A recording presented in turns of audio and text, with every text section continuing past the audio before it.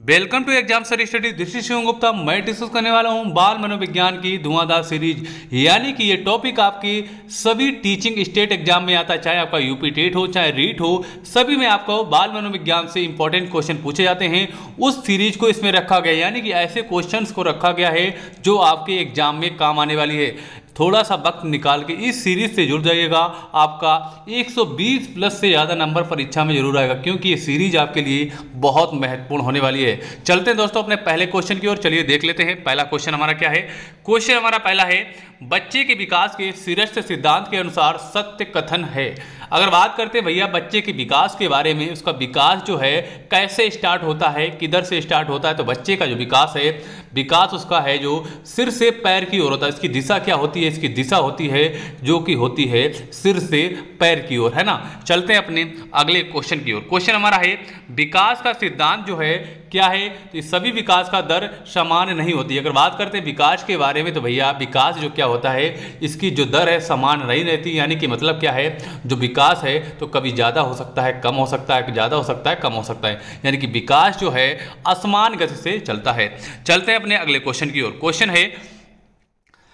Question हमारा है, विकास dot dot dot से की ओर बढ़ता है। तो इसके बारे में जान लेते। जो विकास है भैया क्या होता है, विकास जो है यहाँ पे हम भरेंगे क्या, यहाँ भर देंगे सामान्य से विशिष्ट की ओर बढ़ता है। किधर से?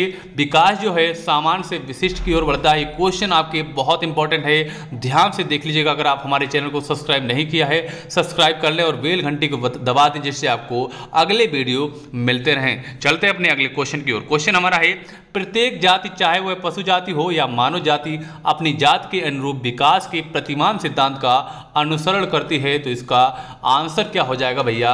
इसका आंसर हो जाएगा हरलाक के अनुसार। यानी कि ऐसे क्वेश्चन आपको परीक्षा में पूछे जाएंगे और पूछा जाएगा भैया ये किसका कथन है। तो ये कथन जो है किसका है? हरलाक का है। हरलाक ने अपने कथन में इसके बारे में ये शब्द कहे थे जो आपको ऊपर दिख रहे हैं। अगला क्वेश्चन हमारा है, विकास के सभी आयाम जैसे शारीरिक, मानसिक, सामाजिक, संवेगात्मक आदि एक दूसरे से परस्पर संबंधित हैं। तो ये कौन सा सिद्धांत हो जाएगा?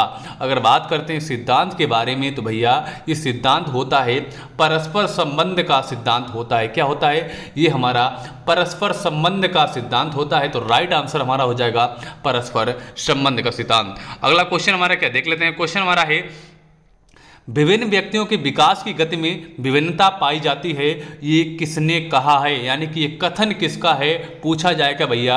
विभिन्न व्यक्तियों के विकास में गति में विभिन्नता पाई जाती है, किस मनोवैज्ञानिक ने एक कथन दिया है? तो ये सही आंसर क्या हो जाएगा? डगलस और हॉलैंड के अनुसार। यानी कि दो मनोवैज्ञानिक हैं इसमें, एक है डगलस और हॉलैंड का ये मत है। चलेंगे अपने अगले क्वेश्चन की ओर। क्वेश्चन हमारा है, विकास की प्रक्रियाओं की निरंतरता का सिद्धांत केवल इस तथ्य पर बल देता है कि कोई भी परिवर्तन आकस्मिक नहीं होता।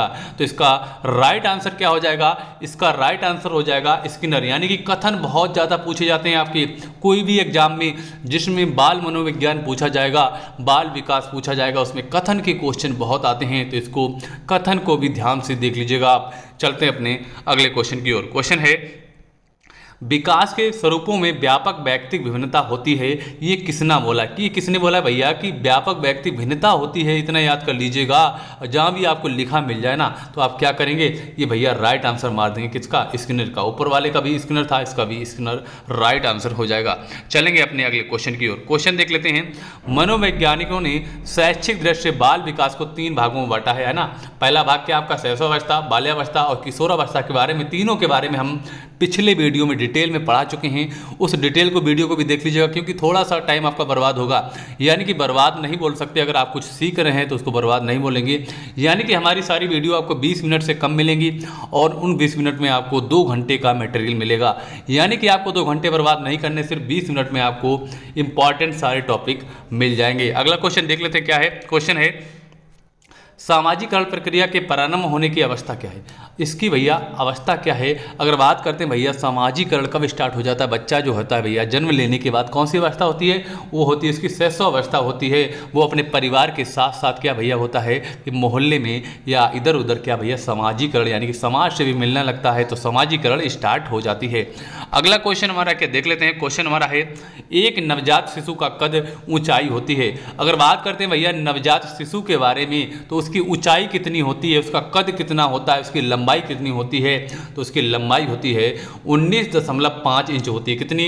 19.5 इंच होती है। इसको याद कर लीजिएगा और एक बार में आपको याद हो जाएगा, सिर्फ ध्यान से देख लीजिएगा, है ना। चलेंगे अपने अगले क्वेश्चन की ओर। क्वेश्चन है एक नवजात शिशु का भार कितना होता है। अगर बात करते हैं भार के बारे में, अगर हम बात करेंगे भार के बारे में, तो इसका भार जो वजन होता है ना, वेट की बात की गई यहाँ पर, इसका वेट जो है कितना होता है, 7 पाउंड इसका वेट होता है। अगला क्वेश्चन हमारा क्या है, इसको देख लेते हैं। क्वेश्चन हमारा है शैशवावस्था को सीखने का आदर्श काल कहा जाता है, ये किसने कहा, यानी किस मनोवैज्ञानिक ने बोला है, इसके बारे में आपको बताना पड़ जाएगा। तो इसका राइट आंसर चलेंगे, अगर आदर्श काल पूछा जाए, शैशवावस्था के बारे में बात की जाए, जहाँ पर भी की जाए, तो वहाँ पर राइट आंसर आप मार देंगे, क्या, वैलेंटाइन ने कहा है ना। चलेंगे अपने अगले क्वेश्चन के साथ। क्वेश्चन है सबसे तेज शारीरिक विकास होता है, सबसे तेज और शारीरिक विकास किस में होता है, ये भैया किस में होता है, कौन सी उम्र में होता है, यानी कि बच्चे के जन्म के बाद शैशवावस्था में ऐसा होता है। क्या होता है, उसका शारीरिक जो विकास है बहुत फास्टली होता है ना। चलेंगे अपने अगले क्वेश्चन के साथ। क्वेश्चन है विकास की प्रक्रिया होती है, जो विकास की प्रक्रिया है वो किस तरीके से होती है। अगर बात करते हैं भैया विकास की प्रक्रिया, विकास एक ऐसी चीज़ है यानी कि कभी रुकती नहीं, तो इसके बारे में बात करते हैं भैया विकास जो है क्या है, गर्भावस्था से लेकर जीवन पर्यंत क्या है, चलता रहता है। यानी कि मनुष्य जो है कुछ ना कुछ सीखता रहता है और उसके अंतर्गत कुछ ना कुछ विकास होता रहता है, चाहे शारीरिक हो, चाहे मानसिक हो, चाहे सामाजिक हो, है ना। चलेंगे अपने अगले क्वेश्चन के साथ। क्वेश्चन है शैशवावस्था में वृद्धि होती है। शैशवावस्था में वृद्धि की बातों पर हम बता चुके हैं कि भैया इसमें क्या होता है, विकास जो है, वृद्धि जो है क्या होती है, तीव्र होती है, बहुत तेज होती है, फास्टली होती है ना। चलेंगे अपने अगले क्वेश्चन के साथ। क्वेश्चन है जन्म से किशोरावस्था तक की गतिविधियों को क्या कहते हैं, यानी कि जो विषय आप पढ़ रहे हैं, यानी कि आपको जन्म के बाद यानी कि शैशवावस्था से किशोरावस्था तक जो पढ़ाया जाता है, ये विषय क्या है, इसका मतलब क्या है। तो इसका मतलब हो गया, मेरा टॉपिक के नाम ऊपर आपने लिखा देखा होगा, क्या कहते हैं इसको, हम बाल मनोविज्ञान कहते हैं ना। चलेंगे अपने अगले क्वेश्चन के साथ। क्वेश्चन है शैशवावस्था में 4 संवेग होते हैं।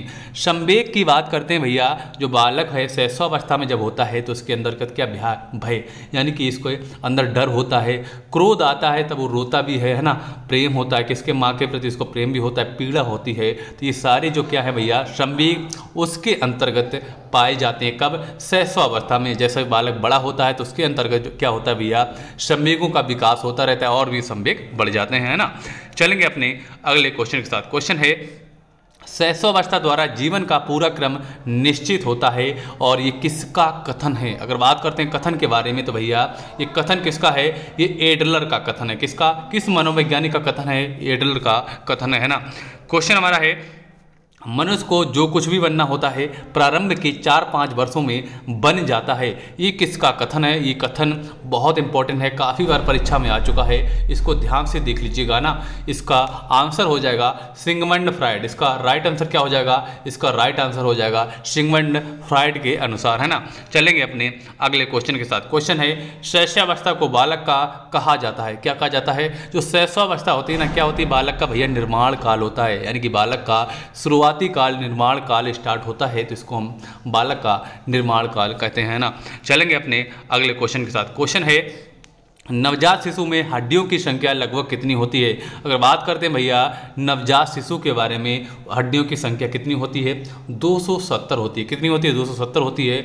जब बालक क्या होता है, युवा बन जाता है, तब कितनी हो जाती है, तब भैया 206 हो जाती है। कैसे कम हो गई, ये कम होने का मतलब है कुछ हड्डियाँ होती ना, वो जुड़ जाती हैं, तो संख्या एक, मतलब 2-3 हड्डियाँ अगर जुड़ गई तो उसकी संख्या 1 हो गई ना, तो इसका मतलब है हड्डियाँ जुड़ के कम हो जाती हैं। जब बालक युवा हो जाता है तब हड्डियाँ 206 और नवजात शिशु में 270 हड्डियां होती हैं ना। चलेंगे अपने अगले क्वेश्चन के साथ। क्वेश्चन है कौन सी अवस्था में दोहराने की प्रवृत्ति जो है क्या होती है, तीव्र होती है।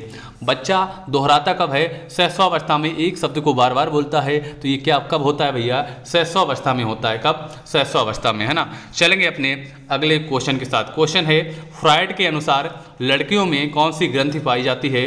अगर इसकी बात करते हैं, ग्रंथि के बारे में बात करते हैं, तो इसमें क्या होता है, इलेक्ट्रा ग्रंथि पाई जाती है। कौन सी, इलेक्ट्रा ग्रंथि पाई जाती है। चलेंगे अपने अगले क्वेश्चन के साथ। क्वेश्चन है जन्म के समय शिशु की औसत लंबाई होती है? शिशु की औसत लंबाई कितनी होती है? औसत लंबाई की अगर बात करें तो 51.5 सेंटीमीटर जो है इसकी लंबाई होती है ना। चलेंगे अपने अगले क्वेश्चन के साथ। क्वेश्चन है नवजात शिशु का भार लगभग कितना होता है? नवजात शिशु का भार जो लगभग में होता है कितना होता है? 3 किलोग्राम होता है। कितना? 3 किलोग्राम होता है। कितने वर्ष में सभी के दूध के दांत निकल आते हैं? अगर बात करते हैं भैया इसके दांतों के बारे में तो ये 1 वर्ष में निकल आते हैं ना। चलेंगे अपने अगले क्वेश्चन के साथ। क्वेश्चन है जन्म के समय शिशु की धड़कन कितनी रहती है? तो ये धड़कन जो है कभी कम कभी ज़्यादा यानी कि अनियमित रहती है। इसका कोई नियमित नहीं रहती, कोई बराबर नहीं रहती है, तो इसका अनियमित रहती है। अगला क्वेश्चन है हड्डियों में कौन सा तत्व पाया जाता है? हड्डियों की अगर बात करते हैं लोग बोलते हैं कि मेरी हड्डियों में क्या कैल्शियम की कमी हो गई, तो कैल्शियम पाया जाता है मेनली, और दूसरा क्या पाया जाता है? फास्फोरस और कुछ खनिज तत्व भी पाए जाते हैं। तो इसका राइट आंसर हो जाएगा कैल्शियम, फास्फोरस और खनिज तत्व इसका राइट आंसर हो जाएगा, है ना। चलते हैं अपने अगले क्वेश्चन के साथ। क्वेश्चन है कितने वर्ष का बच्चा सार्थक शब्दों का प्रयोग करने लगता है? अगर बात करते हैं बच्चे के बारे में तो बच्चा जो है 3 वर्षों में सब सार्थक शब्दों का क्या करता है? प्रयोग करना सीख जाता है। तो राइट आंसर इसका हो जाएगा 3 वर्ष, इसका राइट आंसर हो जाएगा। अगले क्वेश्चन के साथ चलते हैं। क्वेश्चन हमारा है बालक के विकास की प्रक्रिया एवं विकास की शुरुआत कब होती है? अगर बात करते हैं बालक के बारे में तो बालक का जो विकास है जन्म या प्रसव पूर्व से स्टार्ट हो जाता है, यानी कि बच्चा जब माँ के कोख में होता है तब से उसका विकास जो है स्टार्ट हो जाता है ना। चलते हैं अपने अगले क्वेश्चन के साथ। क्वेश्चन है डाल्टन प्रणाली के जन्मदाता कौन है? यानी कि डाल्टन जो प्रणाली है किसने दी है? तो इसका राइट आंसर क्या हो जाएगा?